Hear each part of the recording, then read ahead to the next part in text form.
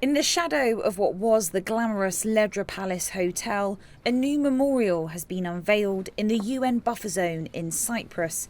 It marks 60 years of peacekeeping on the island. When most people think of the need for peacekeeping here in Cyprus, they think of the conflict of 1974.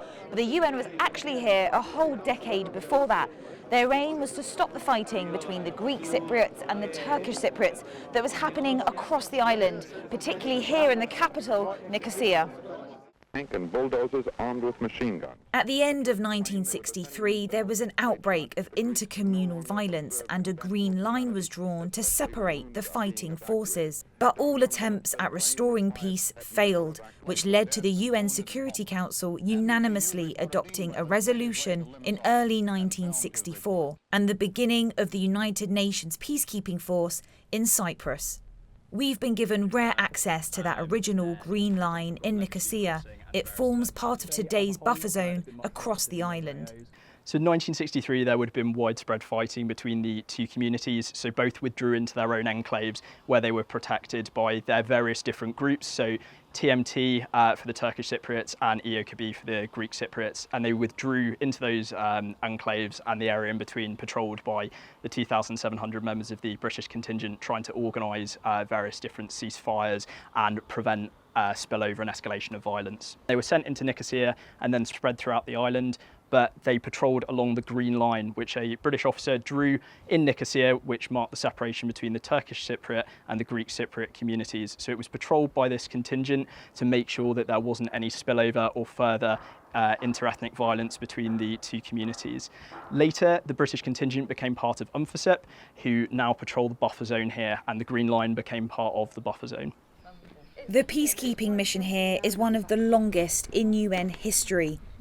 Jim is one of 72,500 British troops who have played a part in keeping the peace. I did a few weeks with a Canadian camp in just outside Nicosia, and then I was in Corfino for a while. Well, I think just thinking about trying to discuss peace with people, really. Yeah, quite proud of doing it.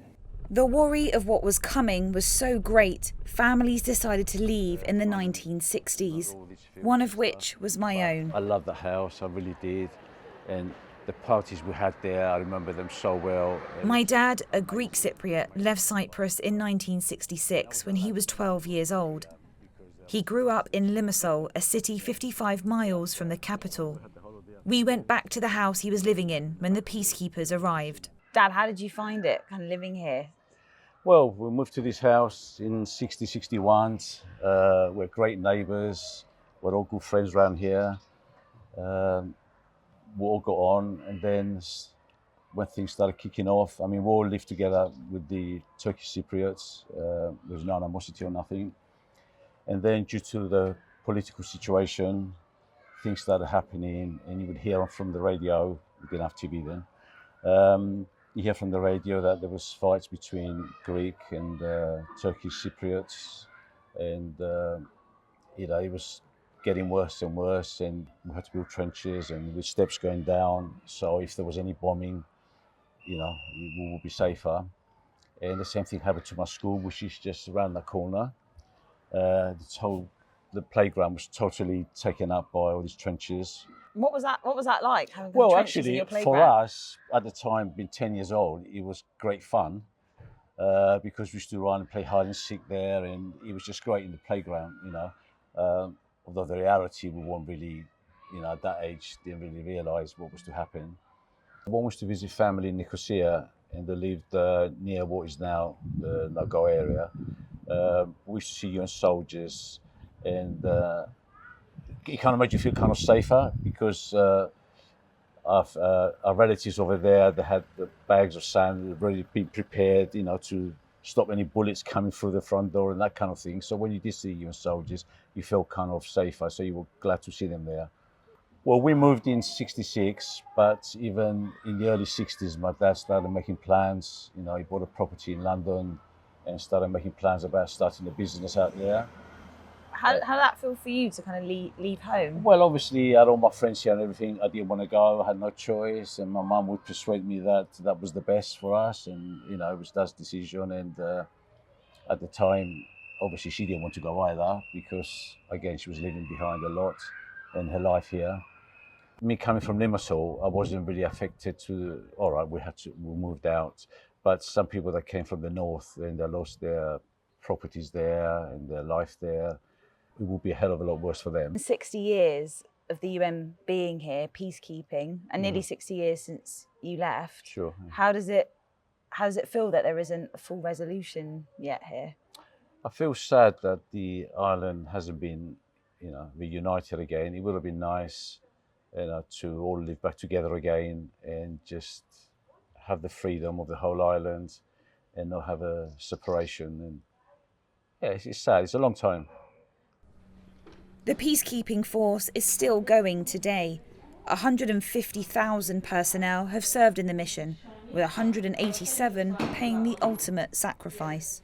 60 years is too long for a peacekeeping force to endure, and really 60 years of conflict, although the absence of war doesn't mean that there's peace.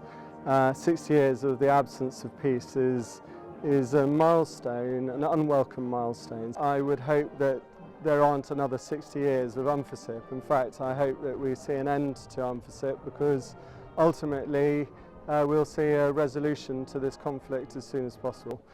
It's not the UN, or it's certainly not UNFICYP's responsibility to create peace. Our responsibility is to maintain peace. It's the politicians on either side and the communities, really, their responsibility to make peace and give a hope to their communities on either side. And I hope that is going to happen in the very near future. So we have a personal envoy of the Secretary General who is exploring potential for restarting peace deal. When this UN mission began in 1964, it was hoped to be a temporary solution. 60 years on, Nicosia is the world's last divided capital city, soon to be home to a generation that don't know any different. Sophie Kakianis, Forces News, the UN buffer zone in Cyprus. Thanks for watching. For more from Forces News, like and subscribe to our channel.